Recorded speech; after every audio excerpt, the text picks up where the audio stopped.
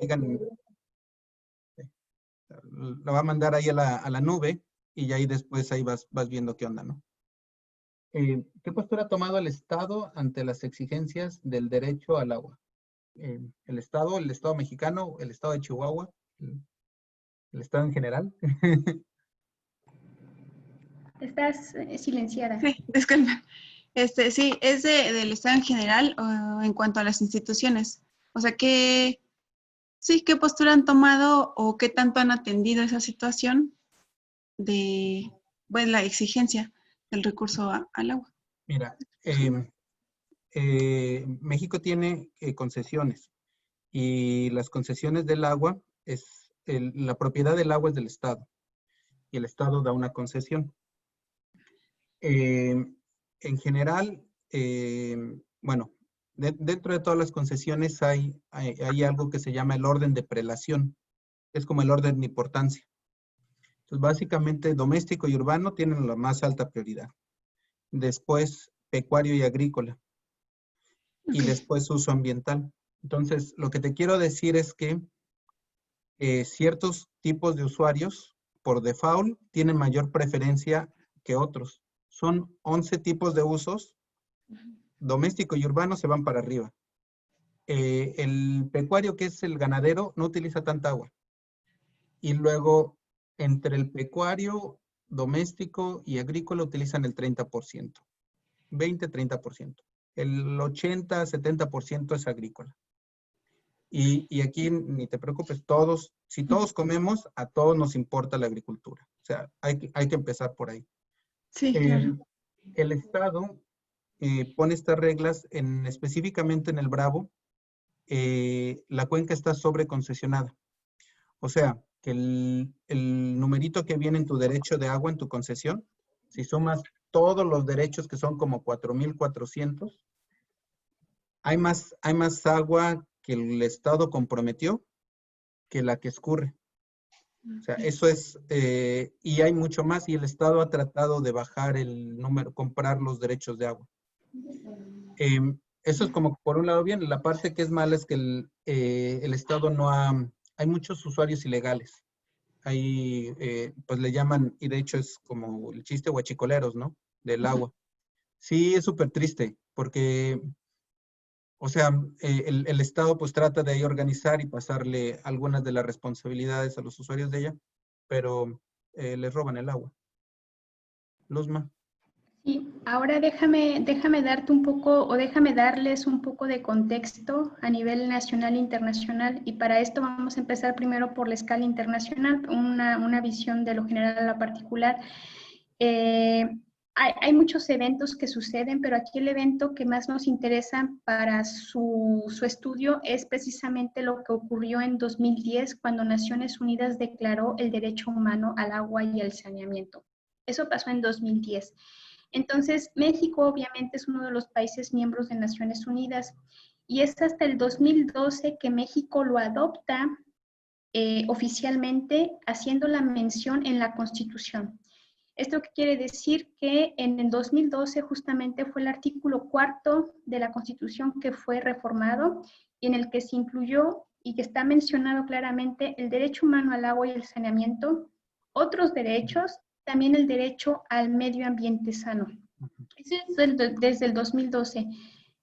Y eso es por un lado. Por otro lado, tenemos una ley de aguas nacionales, la famosa LAN, que data, como ustedes saben, de 1992 y ha sido reformada más de 200 veces, en donde la reforma la más importante fue el 2014, si no me equivoco.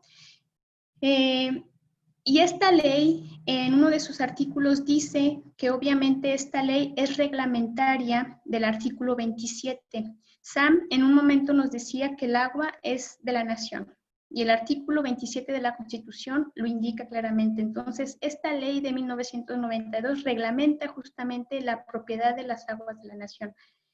También esta ley menciona que el Estado federal tiene un plazo de 365 días para decretar una ley general de aguas, que es la ley que va a instrumentalizar todo lo que se dice en esta ley nacional de aguas. Esa ley al día de hoy todavía no existe. está en discusión. Entonces, eso que dice la ley que iba a tardar un año, ha tardado muchos, muchos años desde 1992. Entonces, ¿qué es lo que pasa? Que bravo por un lado, o sea, aplaudimos la iniciativa del gobierno mexicano de que estos derechos humanos están ya incluidos, reconocidos dentro de la Constitución, pero el gran pero es que no hay aún algún instrumento legal por medio del cual se puedan instrumentalizar, es decir, cómo hacer operativo el derecho humano al agua para todos, para ti, para Sam, para los agricultores, para todos los usuarios. No hay una ley que nos diga cómo. Entonces, eso es lo que ha hecho o no ha hecho el Estado mexicano. Si lo queremos poner en palabras positivas y propositivas, podríamos decir que el Estado está trabajando actualmente para que ese derecho humano al agua y otros derechos humanos, así como el derecho humano al medio ambiente sano, sean instrumentalizados. Está trabajando en eso. Y se espera, desde hace mucho tiempo estamos esperando esa Ley General de Aguas que nos diga cómo el Estado mexicano nos va a garantizar a nosotros ese derecho humano al agua.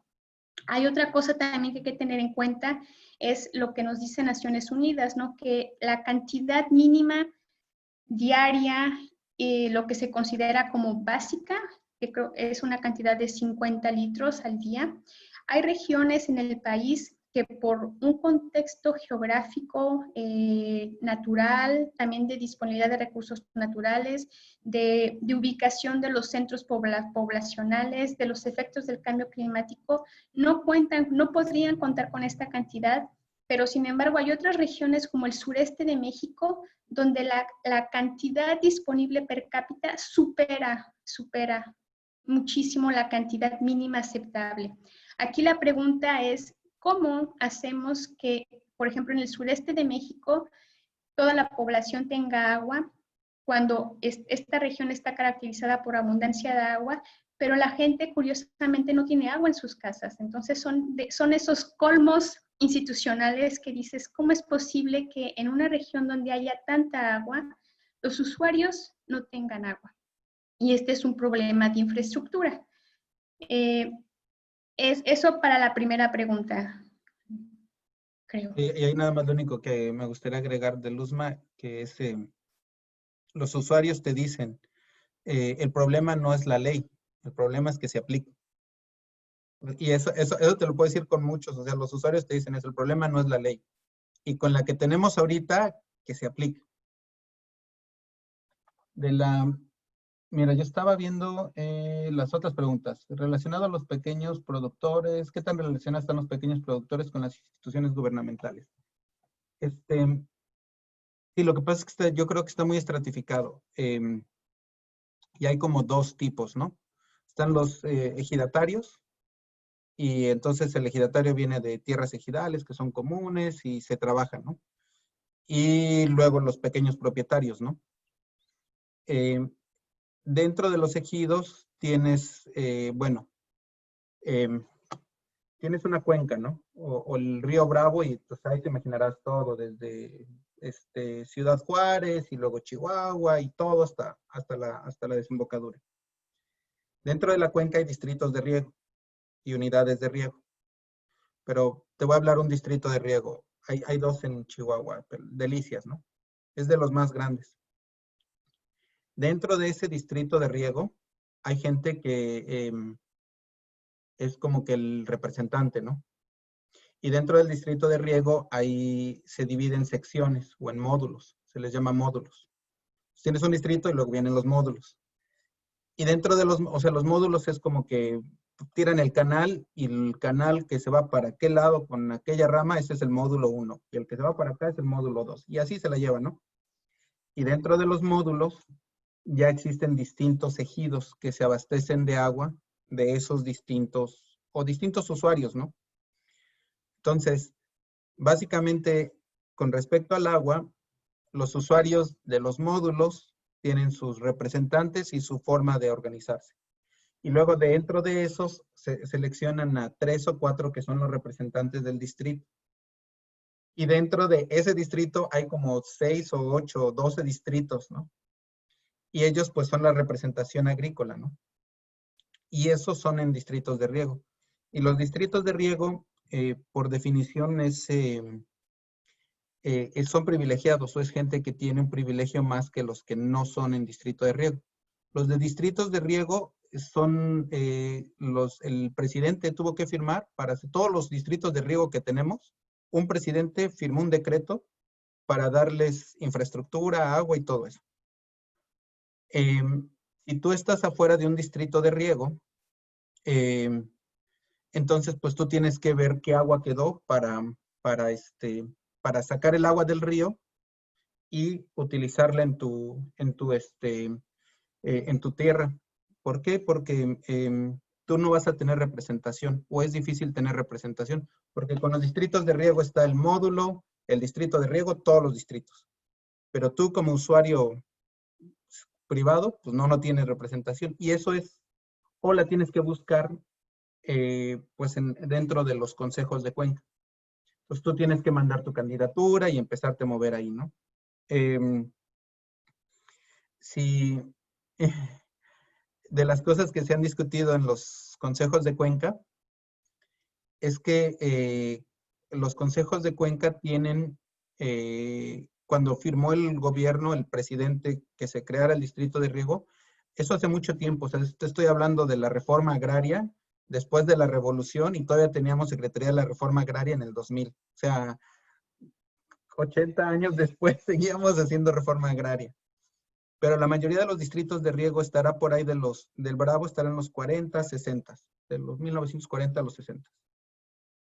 Y ellos han dicho, no, ¿sabes qué? Como ya está la cuenca sobreconcesionada, vamos a hacernos primero en fecha, primero en prioridad.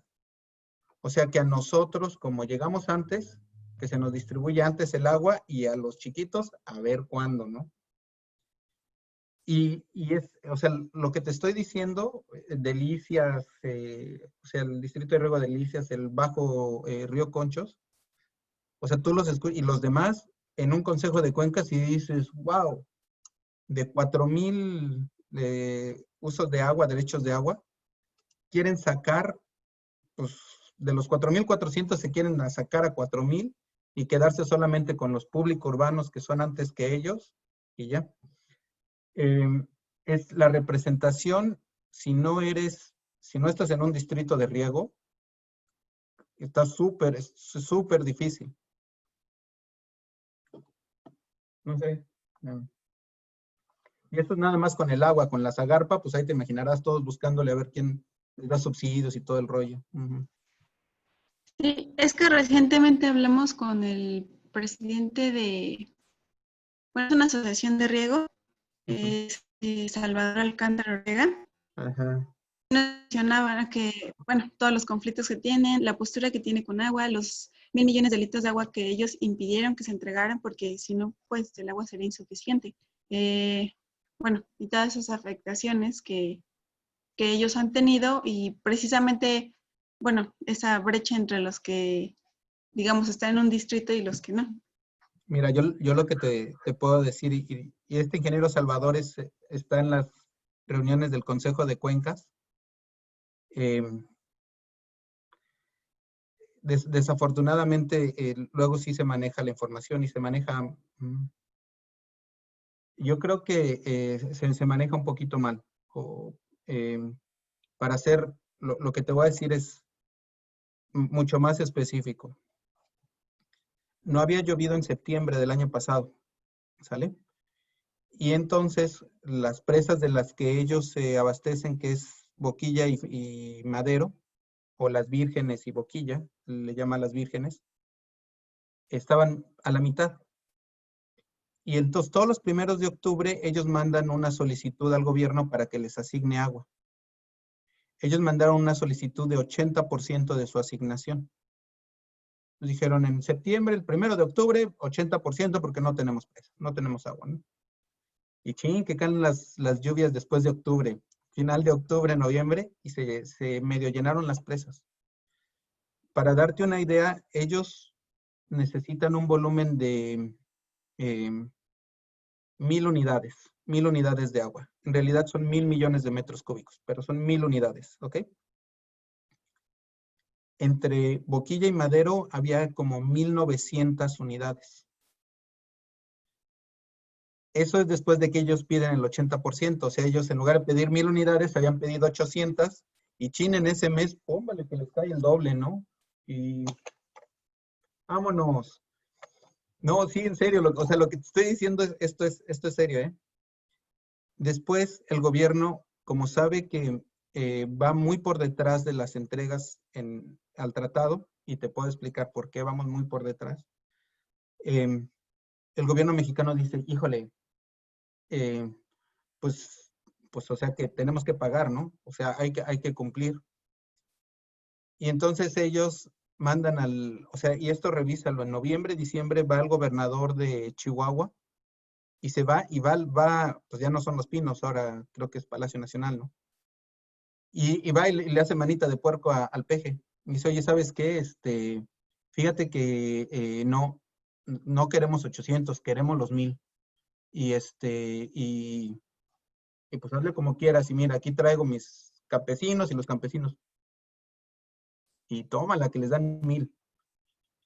Y entonces les dan 1,000. Se ha discutido por mucho tiempo que el agua, lo que te voy a decir también, bueno, ves que te dije que se aplicara la ley, eso es uno. El segundo, el agua en el Bravo y en general en México es mi río, mi presa, mi distrito de riego. O sea, el, el río Conchos con mi presa La Boquilla y Madero y mi distrito de riego Delicias, y los demás no me importan. Entonces, eso fue lo que pasó. Aún así, el gobierno, o sea, vamos muy atrás en la deuda. Y aquí no es, si se le debe a Estados Unidos agua, se le debe 2 veces agua a los agricultores de Coahuila y Tamaulipas. Si le va mal a los tejanos, le va 2 veces más mal a los tamaulipecos y de Coahuila.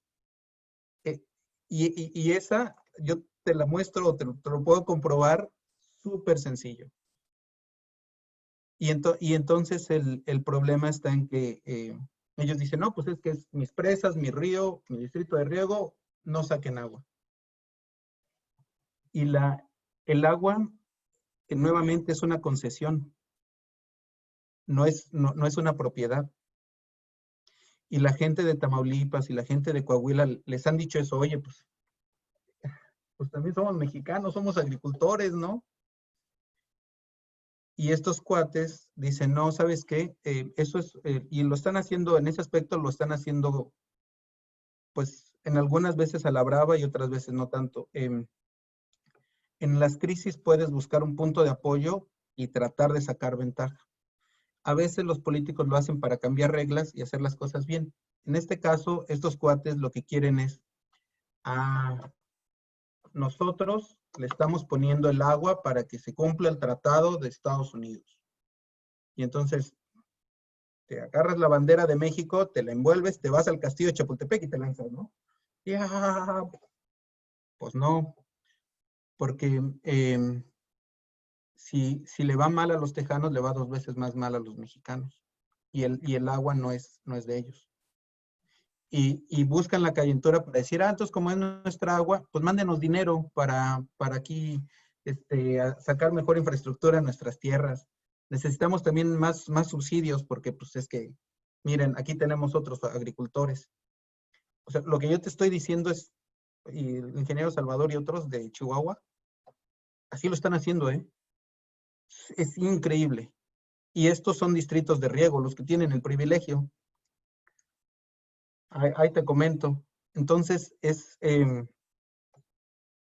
no sé, o sea, yo lo veo desde acá, con todos los estudios y así como que chingo.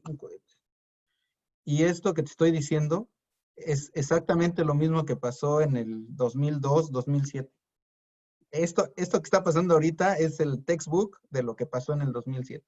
Y ahí vamos de nuevo, ¿no? No sé, perdón, me distraje un poco aquí, pero eso es yo es lo que veo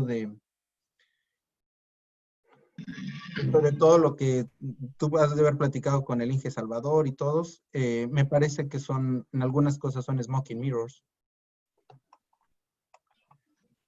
Luzma. A lo mejor aquí valdría la pena comentar, ahorita les explicas tú esa parte, Sam, lo de los repartos, tanto porcentaje para México, tanto porcentaje para Estados Unidos. Aquí hay una pregunta, y me voy a saltar, es precisamente sobre la del tratado, ¿no? ¿En qué medida se han cumplido los propósitos generales del tratado? Al leer esa pregunta, los propósitos generales del tratado, la respuesta es al 100%. ¿Por qué? Porque, vamos un poquito de historia, es un tratado que se firma que entra en vigor en 1944, pero obviamente tomó muchos años previo a que este acuerdo se pudiera firmar entre las dos naciones. El objetivo principal del tratado fue definir la frontera por medio de estos ríos que cruzan este territorio. Está el río Colorado, está el Tijuana y está el río Grande y el río Bravo. Ese es el propósito, es definir la frontera y establecer las cantidades, los términos cuantitativos de cómo ambas naciones van a compartir el curso principal de estos ríos. Eso se ha cumplido, pero hay algo muy interesante aquí, que es un tratado que se firma hace 50, 70 años, tomando en cuenta las condiciones existentes en ese momento. Entonces, aquí no hace falta mucha imaginación porque es muy simple, ¿no? Es muy simple imaginar y deducir que en ese entonces, pues no había tanta gente, la agricultura era muy poca, las actividades industriales quizás no existían, no existía todo esto que conocemos como las maquiladoras a todo lo largo de la frontera, el cambio climático como término no existía tampoco, a lo mejor ya se estaba manifestando, pero no se estaba tomando en consideración de manera tan seria como ahora. Entonces, todo eso son factores que han afectado justamente el tratado, son factores externos que obviamente repercuten y están teniendo consecuencias en la cantidad de agua que está disponible. ¿Por qué? Porque a lo mejor ya no llueve tanto, porque a lo mejor ya no se acumula tanta nieve en Colorado, en las montañas, porque a lo mejor con el incremento de las temperaturas, los niveles o los índices de evaporación están aumentando. Entonces, esto repercute de manera directa en el tratado. ¿Por qué? Porque es un tratado que, además de ser ya muy viejo, es un tratado que no se ha podido actualizar a estas nuevas características de aumento de la población, cambio climático, necesidades de agricultura. Obviamente en los años 1920, 1940, las necesidades agrícolas en ambos países no eran tan importantes como ahora. Eso es algo que ha afectado, dado que la agricultura es el principal usuario de esta agua. Entonces, todos esos son factores que no han sido realmente contemplados dentro del tratado. Sin embargo, es un tratado que permite, de cierta manera, adaptarse a problemas muy, muy puntuales. Dentro del tratado existe un mecanismo que se llama, es una acta, que en realidad cada acta es como si el tratado fuera enmendado una y otra vez. Entonces hay 319, 320 quizás más, que son actas, son documentos aceptados y firmados y a nivel federal han sido legitimizados por ambos gobiernos para responder de manera muy puntual a esos problemas, tanto en problemas cualitativos, pero no en asuntos cuantitativos. ¿Por qué? Porque las cantidades de agua no se han visto afectadas, no se han disminuido, no se han aumentado, sin embargo, se han otorgado, digamos, como prórrogas para que en este caso, como ya lo mencionaba Sam, en el evento sucedido en el 2007, se pueda entregar esa agua comprometida tiempo después a los Estados Unidos. Y fíjate, hoy también estoy leyendo esas, el tratado aún es equitativo. O sea, se produce del 100% del agua que está en el Bravo, 66 se produce en México, 33 se produce en Estados Unidos. Los usos del agua son 66 en México, 33 en Estados Unidos. el agua a lo largo de la frontera se divide en mitades. O sea, es un tratado súper, súper, súper bien diseñado. Sí, Y es perfectible, obviamente, es sí, perfectible, pero tal y como está, es muy bueno ese tratado, es muy bueno ese sí, tratado porque como ya lo dice Sam, no solamente incluye la distribución cuantitativa de las aguas del Río Grande y el Río Bravo, sino que engloba las aguas que comparten estos dos países, las del Colorado, las del Tijuana y las del Río Grande, ¿cómo las vamos a dividir? Y el resultado fue una división cuantitativa equitable para ambos. Ambos reciben la misma cantidad ujú, en diferentes tiempos y en diferentes formas y obviamente en diferentes lugares. Pero teóricamente y en principio este tratado es muy bueno. sí. Y otra de las cosas que igual te dijo la gente de Chihuahua es que no, gracias a nosotros, hasta los de Baja California reciben agua, porque nosotros enviamos el agua y gracias, bueno, lo que pasa es que no es gracias, ¿eh? Porque, y otra vez, para ser mucho más específicos, en promedio el 50% del agua que sale del río Conchos cumple con la parte del Tratado de México a Estados Unidos. Solo la mitad. O sea, no creas que todo. O sea, no creas que nosotros lo pagamos. No. Y en estos últimos 5 años no ha sido tanto. Es por debajo del 50. Y ha sido por debajo del 50 por lo que Luzma platicó. Hay más usos. Y ahorita, como hay más usos, y te digo, mi río, mi presa, mi distrito de riego, mi agua, pues si se expandieron, van a dejar pasar menos agua. Eh, lo que te decía de que dicen que ellos reciben, o sea, que hasta los de Baja California les deberían de pagar dinero porque ellos pusieron el... te voy a dar dos ejemplos. El primero es que del lado del Bravo, México produce más agua que Estados Unidos. Entonces, México es el que tenía la facultad de negociar. Ah, pues yo tengo más agua. Si yo quiero, pues yo paro todos los ríos y no te dejo escurrir nada, ¿no? Eso se le dijo a Estados Unidos. Y Estados Unidos te repetía lo mismo en el Colorado. Ah, pues yo tengo toda el agua del lado del Colorado, ustedes ahí, pues yo paro el río, hazle como quieras. Lo que sirvió es para que cuando lo que decía Estados Unidos en el Colorado, México lo decía en el Bravo. Y lo que México decía en el Bravo, Estados Unidos lo decía en el Colorado. Por eso es que el acuerdo fue muy equitativo. México en el Colorado tiene menos del 1% del área y recibe el 11% del agua en total. Y es mucho más que lo que México manda del Bravo. Pero te digo, o sea, ahí esa es una. La otra es que, súper curioso, la gente de Chihuahua dice, no, ¿sabes qué? Es que gracias a nosotros, pues tienen la gente de Texas y México cumple y hasta los de Baja California, ¿no? Pero ellos creen que el agua se produce en la presa. O sea, la verdad es que gracias a ellos, si fuera así, entonces vamos a agradecerle a los tarahumaras. Vámonos a la sierra y ahí en donde se produce el agua. Entonces, si quieres que les paguemos, vamos a pagarle a los tarahumaras. No les pagamos a los del distrito y que hacemos servicios ambientales allá arriba. Y eso no te lo dicen. Y son muy buenos en quemar carros abajo y eso también revísalo. Se quemó un carro en la presa de La Boquilla y otro carro lo quemaron ahí en Ojinaga, ¿no? Y la verdad es que cuando te pones a ver eso, mira, otra que también igual, ojalá y te acuerdes. Le estamos pidiendo agua al desierto. Le Y estamos es una pidiendo agua al verdad, desierto. no es, Men. no es en sentido figurativo, es una realidad. Sí, bueno. El tratado sí se ha cumplido y ha estado bien. Se podría decir que los beneficios que México recibe es que, mira, o sea, los impactos sociales de Chihuahua. Chihuahua está jugando lo mismo es mi cuenca, es mi agua, como lo jugó México con Estados Unidos en el Bravo, de que pues, es mi cuenca, mi agua, ¿no? Y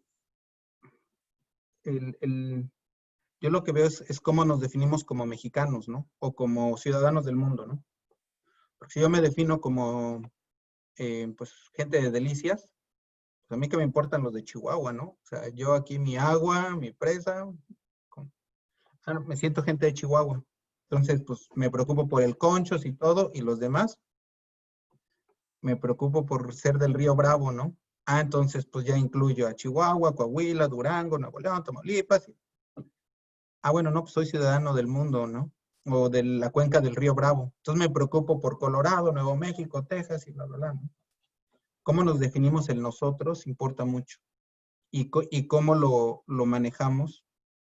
Eh, o sea, no sé, quizá antes, cuando pasó lo del 2006, 2007 y lo que habla Luzma de las leyes de aguas nacionales, hablar del derecho al agua como pues, un derecho individual. No, hombre, ni cuando. El derecho al agua, al medio ambiente, o sea, ahorita ya estamos, o sea, sí hemos avanzado, ¿no?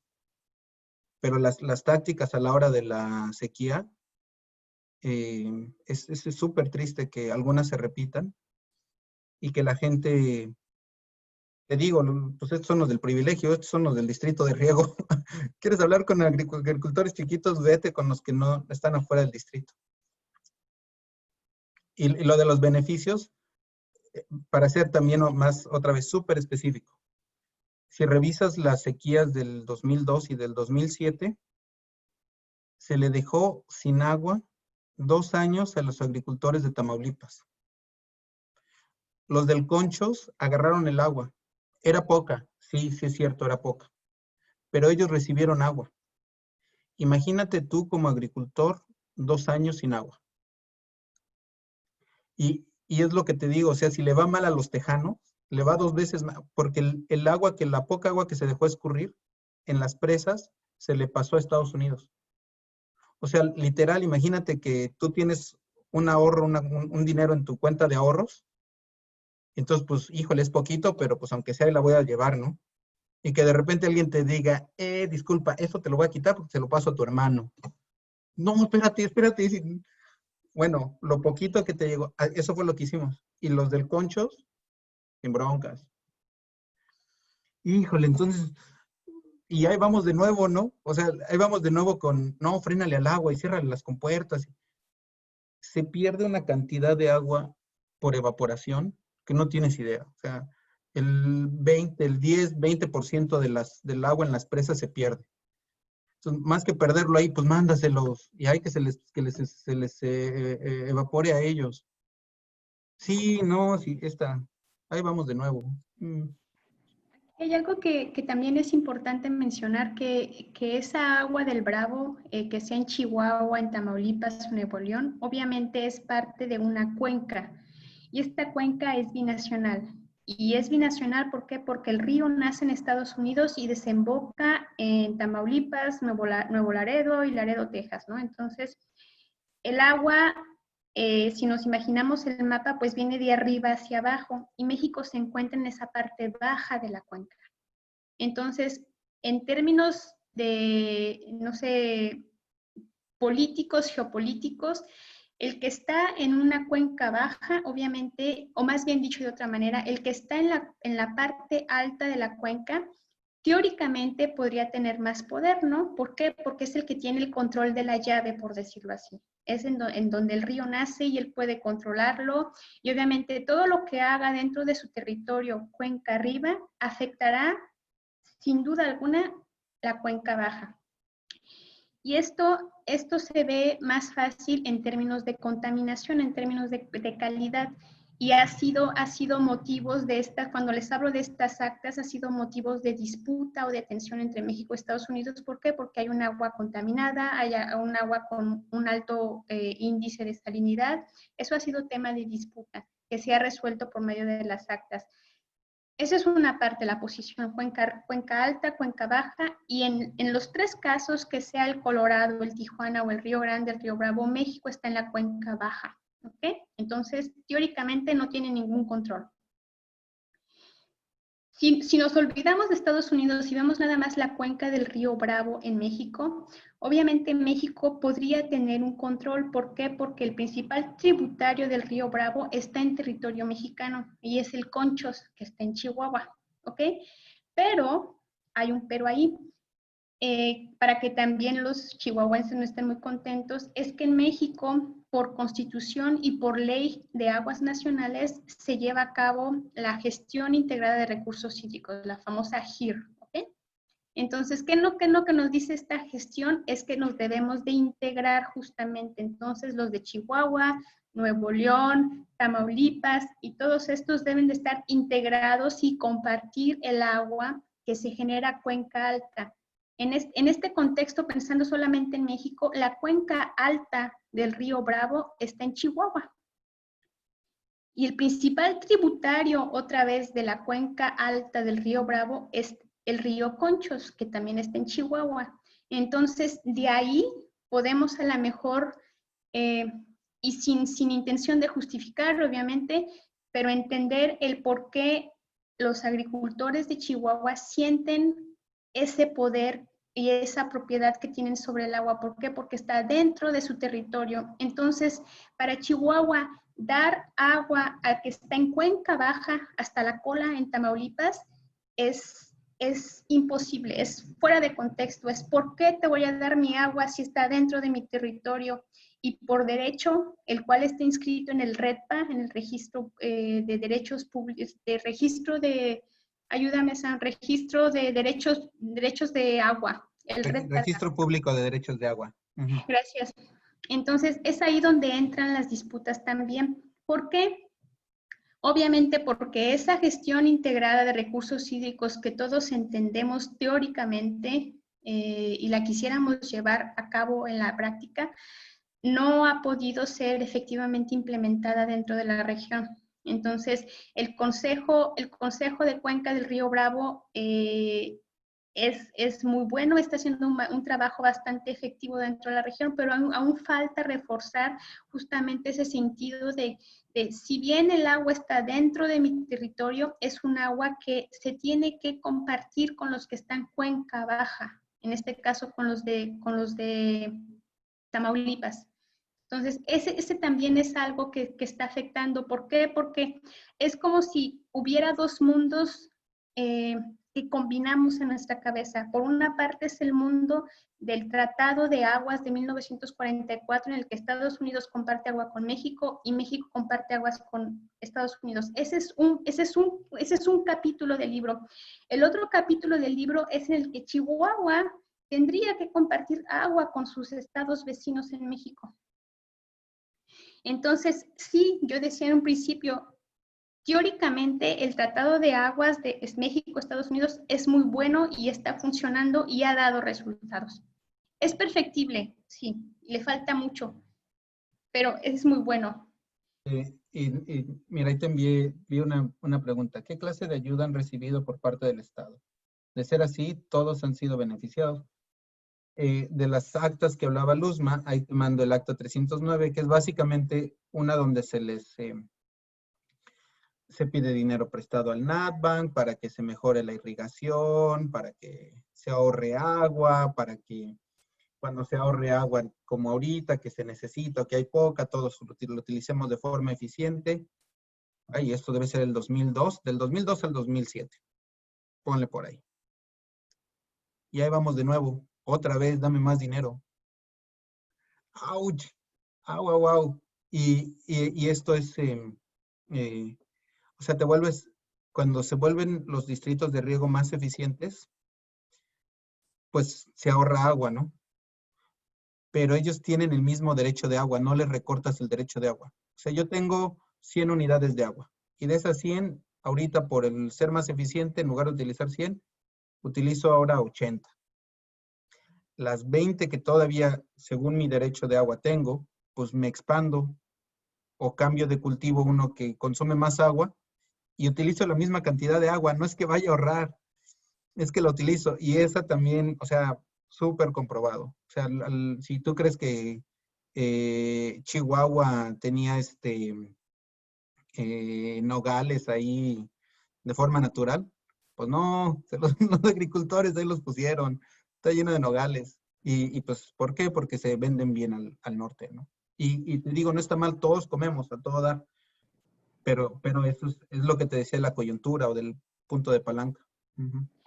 Y ahora lo mismo sucede, ¿no? Yo les comentaba que este tratado, que ya tiene bastantes años, no se ha ajustado o no ha sido adaptado según las condiciones de cambio climático y el incremento de la población.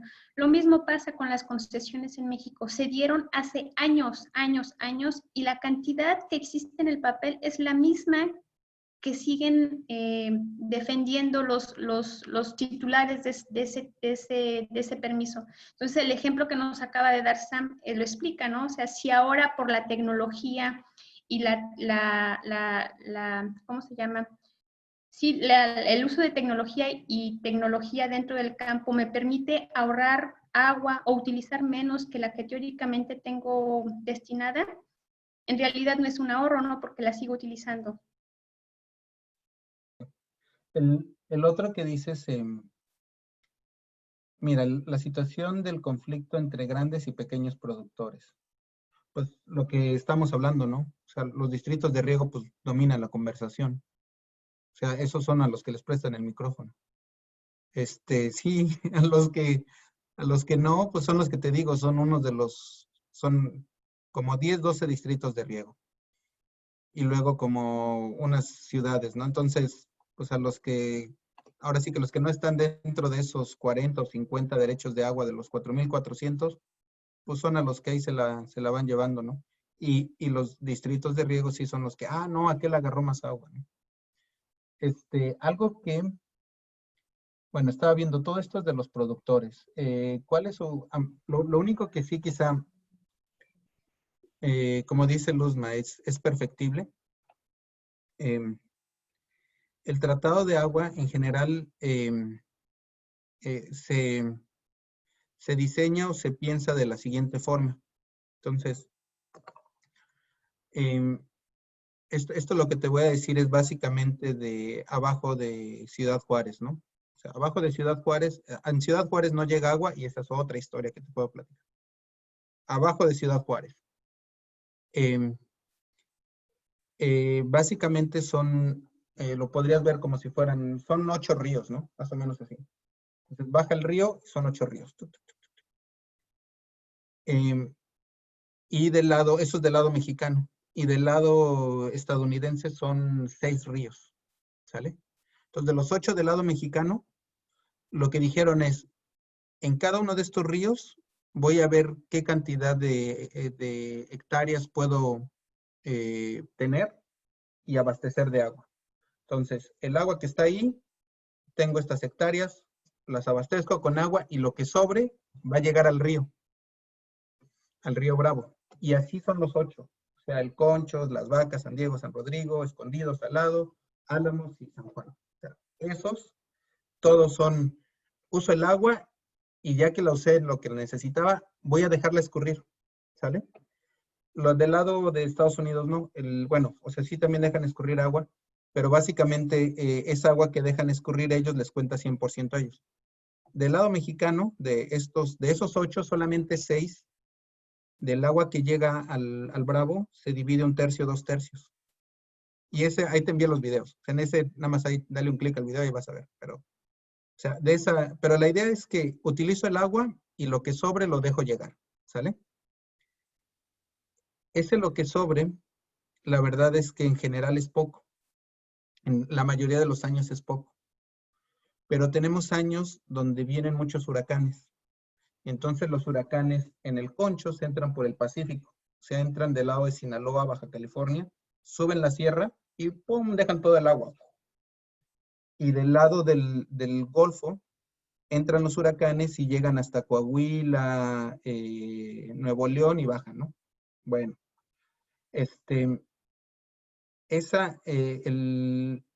la estrategia del Estado desde 1945 ha sido, utiliza el agua y deja escurrir. Y cuando lleguen los huracanes, nos hacen el paro. Básicamente, esa ha sido la estrategia en los últimos 70 años. O sea, no creas que hay un reglamento, no creas que hay una serie de reglas, una serie de pasos. No, o sea, lo que te estoy diciendo es, ahí deja que utilicen el agua, va a escurrir porque pues llueve, y cuando nos lleguen los huracanes, ya lo hicimos. Déjame ponerlo esto en... La estrategia es rezarle al huracán para pagarle a los Estados Unidos. Imagínate que tu estrategia es, vamos a esperar los huracanes. Se ha tratado de cambiar esta estrategia. Desde que yo estoy aquí en esto del Bravo en el 2000, como el 2002, 2004, hubo un reglamento de aguas para la cuenca del río Bravo.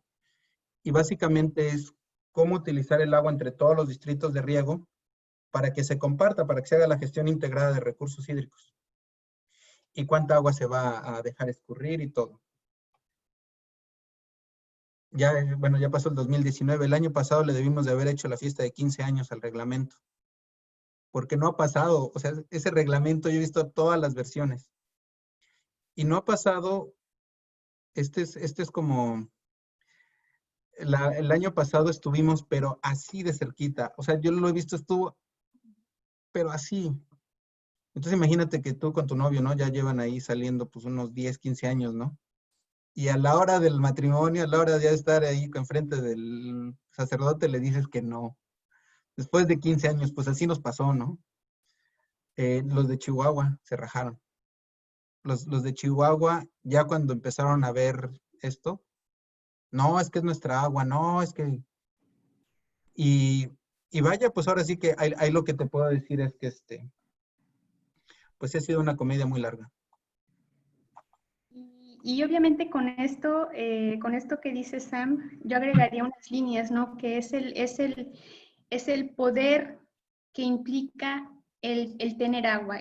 No solamente que tengas agua en tu casa, pero tenerla dentro de tu territorio, o sea, esa propiedad y ese poder que uno se agencia por tener ese recurso dentro del territorio. Entonces te permite negociar, te permite cooperar, en ciertas ocasiones hasta es generador de disputas. Hay casos en el mundo en donde se habla hasta de casos de guerra por el agua. Entonces, estas situaciones obviamente no es una guerra, no es una disputa, pero son tensiones que están por ahí emergiendo, ¿no? Todo por el agua. El agua de un río que es compartido por dos países, por dos naciones diferentes. Por 8 estados. Por 8 estados, incluyendo los 3 en Estados Unidos y 5 estados en México, por un alrededor de 10 millones de personas, una diversidad de usos, de usuarios, y obviamente es una región, como Sam lo mencionaba, una región que inicialmente es un desierto. Entonces sí le estamos pidiendo agua al desierto. En este lado este de México, Estados Unidos, sí le estamos sacando agua al desierto. Es una región también que, dadas sus características naturales, una región semiárida, obviamente ha sido una región bastante manipulada hidrológicamente, lo que quiere decir que se han construido presas, canales, diques, precisamente para hacer fluir el agua que hay dentro de la zona.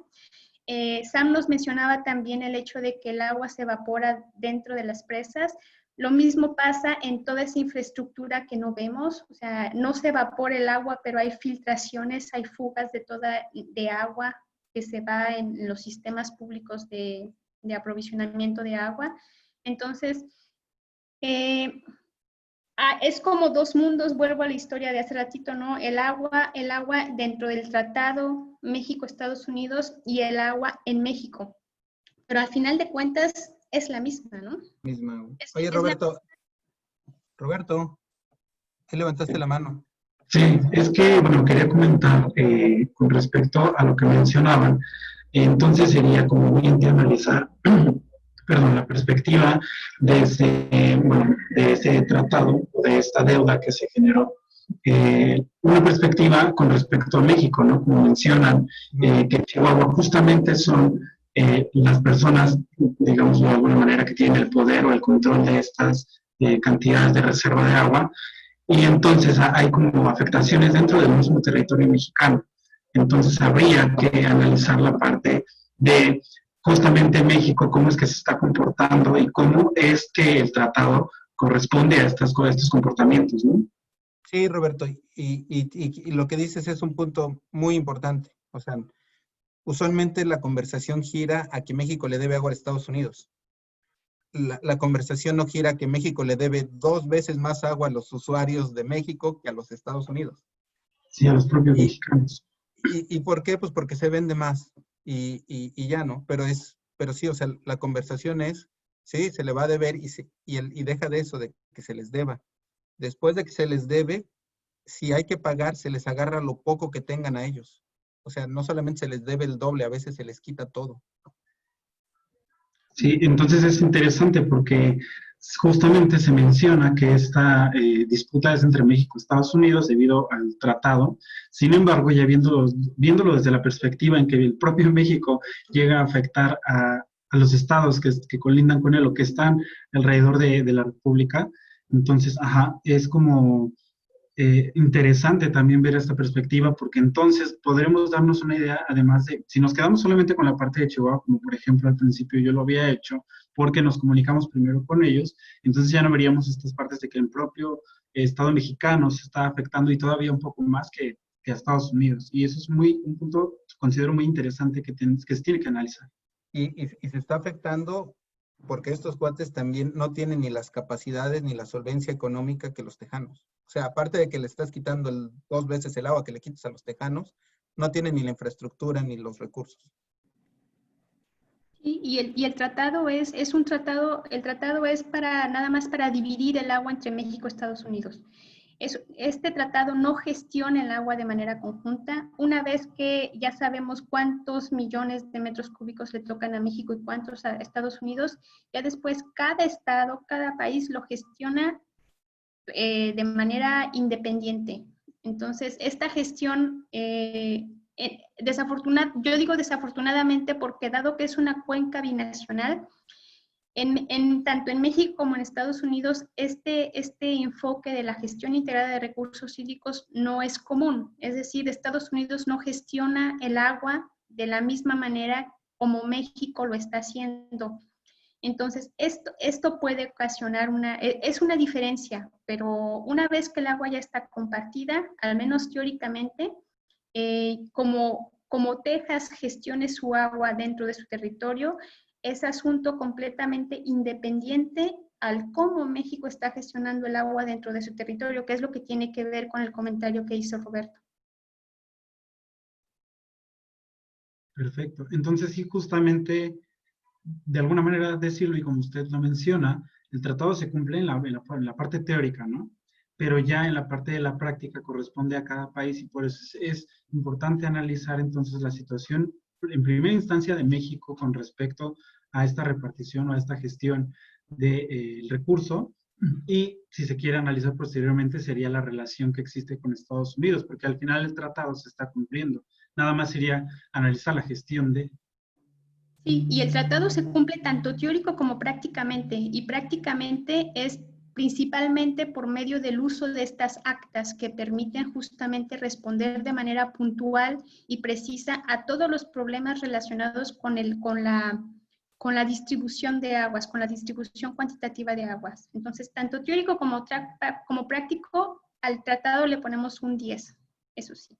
Sin olvidar que es perfectible, obviamente hay muchas cosas que se pueden mejorar, hay mucho que se puede hacer respecto al tratado, pero como tú lo dices, ya una vez que el agua llega o se queda dentro del territorio mexicano, es asunto de México y de los estados, ¿no? Que respecto a la ley, obviamente, respecto a la ley, estoy hablando de la Ley de Aguas Nacionales y a la Constitución, tenemos a la CONAGUA como la autoridad nacional del agua, ¿no? O sea, es la autoridad central del agua.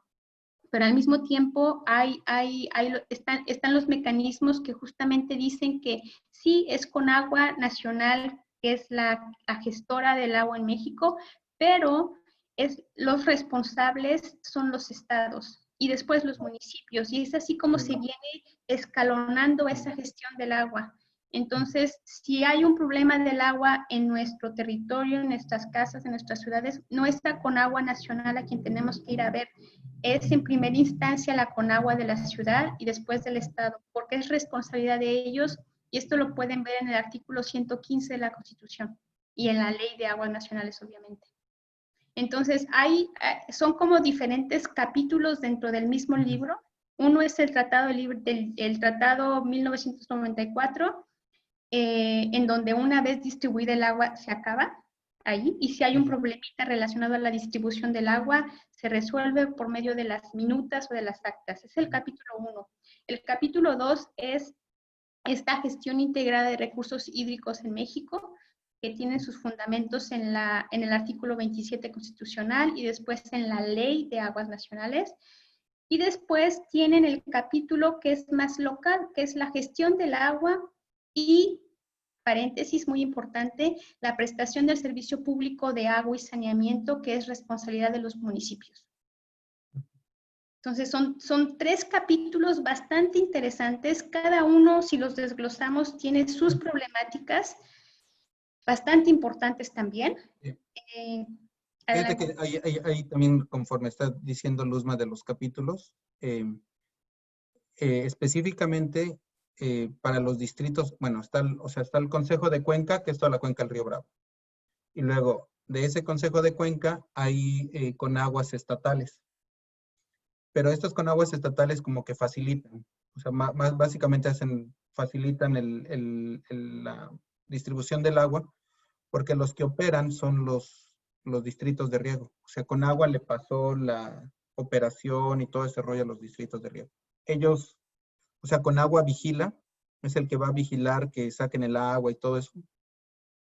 Y los distritos de riego y las ciudades tienen derecho, o sus derechos están asociados a presas. Es poco común que un derecho de un particular se asocie a una presa. O sea, un pequeño agricultor o un industrial, depende del agua que está ahí, y si está, pues bien, si no, en ese río, pues ni modo, ¿no? Los otros tienen un poco más de infraestructura. Y quién les asigna agua, o quién da al final el volumen, es Conagua. O sea, como dice, están los de los municipios, y eso es para abastecer el agua por aquel lado, y es todo el sector público urbano, ¿no? Luego el sector agrícola, ese tiene que enviarle hay como 2, ¿no? Los grandes, los distritos de riego, que le mandan la solicitud a Conagua, y mándame agua de la presa, y los chiquitos que pues están esperando a ver ahí si cae agua en un río o en el otro para sacarla. Ahí les envié estas, muchachos, yo ya me tengo que ir en un ratito. No sé, ¿tienen alguna pregunta o comentario? Solamente que sí es importante analizar esta parte de la situación con México y justamente las desigualdades geográficas y económicas que existen dentro del mismo territorio mexicano, porque por eso mismo se han dado distintas problemáticas con respecto a esta situación. Y ahorita, no, sí, Robert, y ahorita lo que nos estamos quejando es que no hay agua, o que se está bajando agua de Chihuahua. Y el próximo año lo que nos vamos a quejar es que no se le dio agua a Tamaulipas. Sí, es una serie de problemáticas. Sí. Perdón, Roberto, interrumpí. ¿Qué ibas a decir? No, nada más comenté, perdón. Adelante. Hay como, cuando quieran pensar en agua o en un problema de agua, creo que hay 3, véanlo como una ecuación. Hay 3 variables súper importantes, y dependiendo del peso o de las características de cada una, así va a ser el problema o el reto o la oportunidad, ¿ok? Una es la población, el número de gente que vive ahí, en ese territorio. Otra es la actividad económica, si es una actividad primaria, terciaria. Y la tercera es la distribución natural geográfica del recurso hídrico, porque sabemos que estas 3 variables no siempre están juntas. O sea, no donde haya más gente va a haber más agua y más economía, no va así. Entonces, normalmente es un territorio seco, en donde, bueno, hablando del río Bravo, es un territorio seco, árido, una región árida, seca, caracterizada por un un importante número poblacional y con una importante actividad económica. Entonces, cuando imaginan esas tres variables en la ecuación, obviamente la respuesta va a ser un estrés. ¿Por qué? Porque hay poca agua, o hay menos agua, mejor dicho así, hay menos agua relativamente comparado a la cantidad o al número de población y a la fuerza económica de la región. Entonces, inmediatamente podemos deducir que hay una sobreexplotación de los recursos hídricos, así de fácil. Es muy complicado, pero así de manera muy sencilla es eso, ¿no? Y yo también tengo que retirarme pronto. ¿Tienen algún otro comentario, pregunta, duda, algo? Bueno, yo les quería agradecer, antes que nada, porque sí, la información que nos brindaron fue muy excelente, la verdad. Todo estuvo súper bien porque nos enseñaron otra perspectiva, ¿no? O sea, desde el lado de acá y desde el lado del Chihuahua, ¿no? Es como, wow, cambia todo. Y la verdad, muchas gracias. Sobre todo que, bueno, perdón, la asociación, pues, bueno, el presidente nos da obviamente su perspectiva. Bueno, ellos tienen una, por así decirlo, carencia de agua, igual desde su perspectiva, pero vemos que para ver realmente esa situación de una falta de agua, pues ver qué está pasando con los productores que, como usted dice, están fuera del distrito. Y también habíamos visto una de las actas en las que decía que Estados Unidos le iba a proporcionar como dinero o algo así, o un financiamiento para infraestructura aquí en México, siempre y cuando nosotros les dieran, bueno, se iba a intercambiar por agua, pero tengo entendido que esa situación fue muy criticada porque están diciendo Estados Unidos le está comprando agua a México. Entonces, bueno, ¿qué piensan al respecto de eso? Sí, ese es el acta que te envié, la 309. Y mira, hasta donde yo sé era una sola vez. Y eso, si la lees, de hecho no parece que fuera una sola vez. Y si no es una sola vez, entonces ahí sí es un problema. Y esto, como yo lo leo, es que no es una sola vez. Y para mí eso es un error. O sea, ahí concuerdo con los de Chihuahua. La SILA y el IBWC, la sección gringa, entre ellos se arreglan, ¿no? Y ahí yo creo que está más. Esto ha pasado también mucho del lado de Baja California.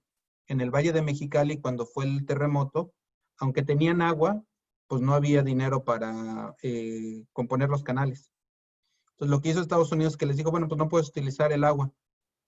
Yo te la pago a tantos dólares por unidad, por una sola vez y entonces con ese dinero se financió.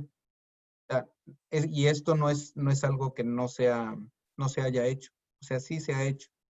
Usualmente se hace por una sola ocasión o dos. Y eso es muy común aquí en Estados Unidos. O sea, en Estados Unidos es muy común que pues vayas con un agricultor y le digas, oye, te compro el agua, ¿no? Y esos, los del Paso, el negocio del Paso no es sembrar algodón, es vender agua. Los agricultores del Paso no producen, o sea, no son agricultores, ellos venden agua, son vendedores de agua. Sí, yo creo que sí vean yo creo que los que les recomendaría, y ahorita no tengo, pero si hay que, hablen con los de Tamaulipas. ¿Quieren ver quieren ver la foto general? Hablen con los de Tamaulipas. Y lo peor del caso es que los dos son agricultores. Estamos hablando de que entre agricultores, ¡pum!, se meten el pie. Sí, es que incluso veíamos que el gobernador de Chihuahua pues también decía, ¿no? El agua de Chihuahua es para los de aquí. Entonces ya ahí también hubo como... Sí, pero y ahí te vas a dar cuenta de lo que dicen nosotros, ¿no? O sea, pues es que el agua es de la nación. O sea, el agua es de todos, no es... ay, les duele, ¿no? Pero, y lo que sí te digo, o sea, o sea, había 80%, revisa las noticias, te vas a dar cuenta que fue el gobernador a ver ahí, después de eso viene la declaratoria, les damos el 100%. Ahorita podrían enviar más agua, pero no quieren porque pues, para el próximo año. Estamos aplicando la misma estrategia que hemos venido aplicando los últimos 80 años. Rézale al huracán. Y eso nos pasó en el 2002 y en el 2007 y aquí estamos en el 2020 nuevamente.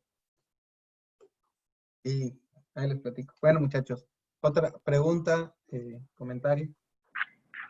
Sí, bueno, primero agradecer que nos dieron ese espacio y por toda la información que nos han brindado.